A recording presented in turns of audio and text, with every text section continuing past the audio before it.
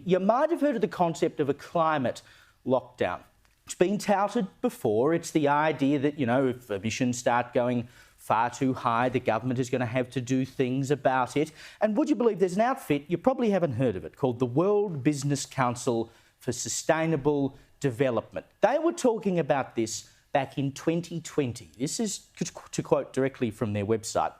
Under a climate lockdown, governments would limit private vehicle use. Oh, that sounds familiar, doesn't it? Yeah. Ban consumption of red meat. Where have I heard that one before? Impose extreme energy-saving measures. You mean like in Queensland, where they've been turning down people's air conditioners, while fossil fuel companies would have to stop drilling. Where have I heard that one before? To avoid such a scenario, we must overhaul our economic structures and do capitalism differently. Now, this outfit, if you care to go on your website, and we'll show you some of the examples of their members here, the members make up pretty much every big business in the world. They're all on there, hundreds and hundreds and hundreds of them, including, of course, BP, an oil company you saw on the screen there. Deloitte, Apple, Bridgestone, the tyre makers.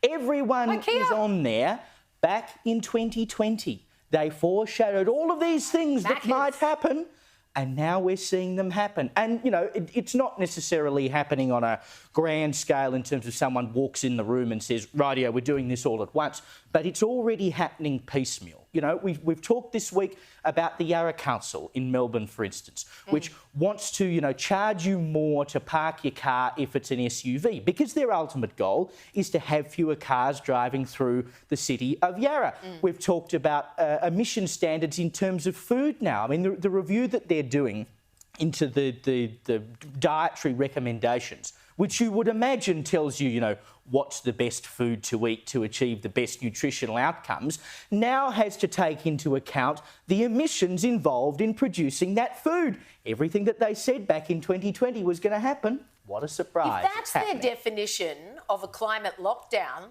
we're already in one. It's already well and truly underway. Now, this get-up calls itself, they say, we're a CEO-led organisation of over 200 leading companies. And you saw those companies, they're not mucking around. These are serious, massive household names worldwide. I would love to know, do a slow scroll one day when I've got nothing else to do, and see how many of those companies are, at least in part, owned by BlackRock and or Vanguard and or State Street, because they're all pushing the same agenda. And we talk tirelessly about the weaponisation of the corporates and how big a part they play when it comes to these agendas. So I love that we've found this secret little known hub of theirs, where 200 of the most powerful have gotten together. Nobody's ever heard of them. I certainly hadn't until today when I came across this. They boast on their website that their goal is, quote, working to accelerate, which is an interesting term, accelerate a transition to a sustainable world, which makes me wonder, well, what is a sustainable world? They say it's where 9 billion people are living well and, here's the important point, within the boundaries of the planet by 2050. I suppose they are the ones who determine the boundaries, and they have three major goals, right? I thought was where the atmosphere was, right? What are they saying? We can't go to Mars anymore. You would think business people would understand the world is not a pie that has to be divided into smaller and smaller pieces. We keep creating wealth. Wealth isn't a finite resource. Technology allows us to create more and more wealth, but they say three things have to happen to avoid a climate lockdown. Business has to change, and instead of looking after shareholders, it's all about stakeholders. So business isn't profit motivated, it's all about...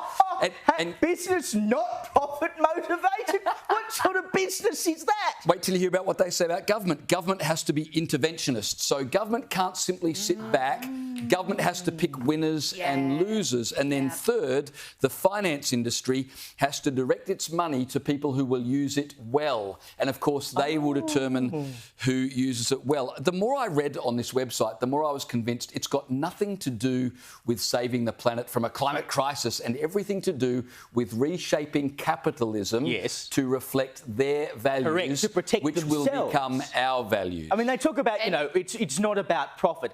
It's about the profits of the 200-odd businesses that have signed up to this outfit and shutting everyone else out because, you know, because we're a big business, we can afford to absorb this kind of stuff and we can do all this great stuff for the world. I mean, just ask yourself the question, why is a company like BP signed up to an outfit like this? Do you reckon BP has any interest in there being less oil used in the world? Of course not. It's just a great big protection racket, essentially. And of course, there'll be conferences in beautiful locations around the world that they will need to attend on private jets and eating Wagyu steak. And ESG points. It's what they're doing to save the rest of us. God bless.